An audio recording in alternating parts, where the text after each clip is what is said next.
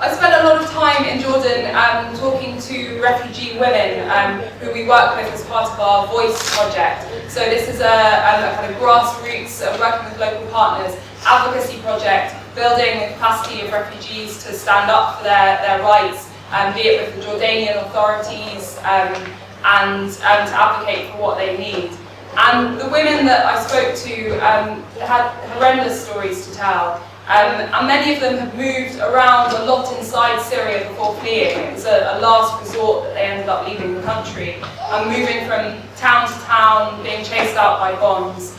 Many had lost loved ones in the conflict. Husbands have been shot in front of them. There were really deep psychological scars to bear. But these people were carrying on and surviving and just hoping beyond hope that tomorrow they'll be able to go home.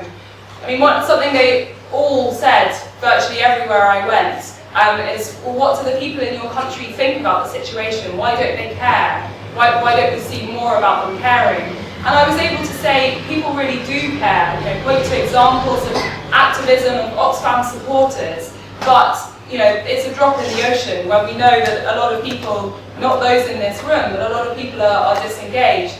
Partly, I think it's a question of media coverage. I mean, we see Syria in the headlines. It's not a hidden crisis. We see the conflict there, on a daily or weekly basis a lot. But it's generally, the focus is this is an intractable conflict with no end in sight.